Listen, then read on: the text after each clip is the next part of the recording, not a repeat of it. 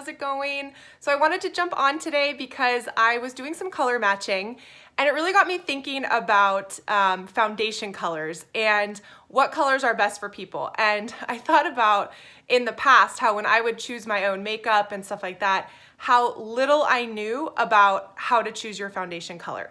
So I thought I would jump on and talk to you a little bit about what I've learned and some of the tips and tricks on how to get your own foundation color and how to get the right color match. So first off, when it comes to foundations, your skin has your overall skin tone, which is just kind of the color you see here. So mine obviously is fair or very fair, and that will change throughout the year. So you can get more tan in the summer, lighter in the winter. Also, you may have freckles or you may have redness, so that part changes. And then everybody's skin tone then has undertones. And so your undertones are either warm, cool, or neutral. And so one kind of trick of the trade on how to find out what your undertone is to look at your veins right there on your wrist or on your hand, but look at your veins and look and see what color they look like. If they are kind of a greenish tone, then you are a warm, because normally your veins are blue, and if your skin has a little bit of a yellow tinge to it, then it will make your veins more greenish. If it is kind of a blue or a purplish color, then that means you're a cool, because you have kind of a more pink undertone to your skin. And then if you kind of have a mix of both, you can't really tell, then that means that you are a neutral. And so lucky you, most of the colors look good on you, which is awesome. So when you are picking a foundation, what you want to think about is things with more of a yellow undertone work best for warms, and something with more of a pink undertone will work best for cool.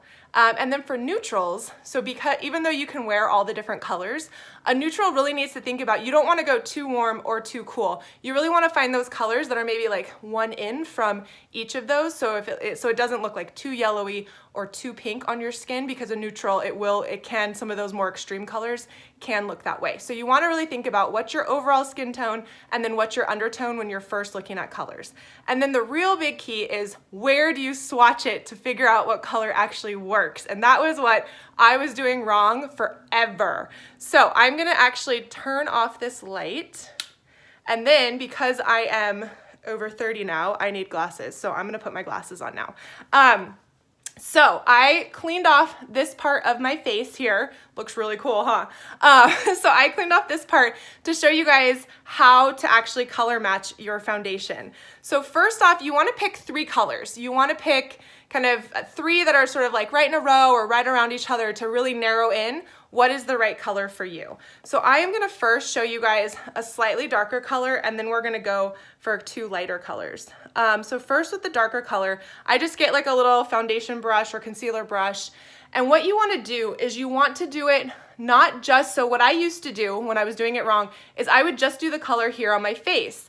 Now the problem with that is there are colors that will look good on your face, but they don't match your neck. And so those women that look like they have a mask on their face that you can literally pull off the mask and put it, that is not going to work when it comes to your foundation color. So what you want to do is start here, and then you want to paint it all the way down into your neck.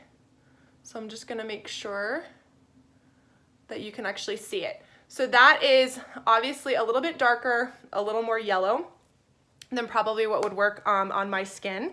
And then you just kind of wipe it off a little bit on I just have a little makeup wipe here.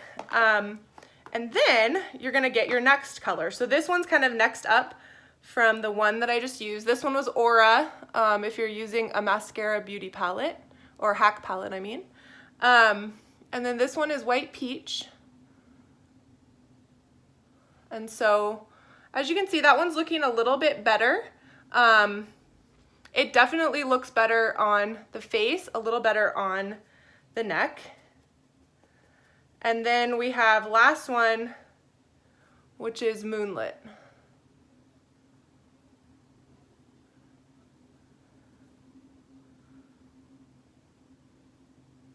Now, here's what's interesting with these colors. So when you look at it, what you would probably think, so if you start kind of blending them out just a little bit, what you would probably think from these is that this middle one, that the white peach, actually matches my skin tone, and this lighting is not the best. I'm starting to lose light today.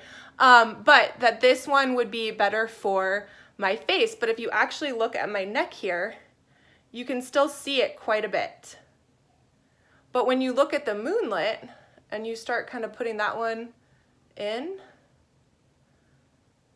that one blends much better into my neck. So even though it's a little bit lighter on here, what's gonna happen is as I start blending this out, it will just blend right into my skin tone. It's gonna cancel out some of those reds. So if I go off of the neck, that Moonlit color, even though it looked very light to start compared to these other two, based on my neck, that color is going to be the one that works best for me because it's going to blend best with my neck versus the other two. Now, if you wanted, you could kind of put a couple together and change the colors. You can kind of mix and match your colors as well. Some people have a couple different tones in their faces, so they might want a lighter color in one area and a darker color in another. But overall, what you want to do is make sure you're matching it to your neck and not just your face, because again, you will look like you have that mask around your face. So anyway, hopefully this was helpful to you. And if you need any help color matching, feel free to reach out.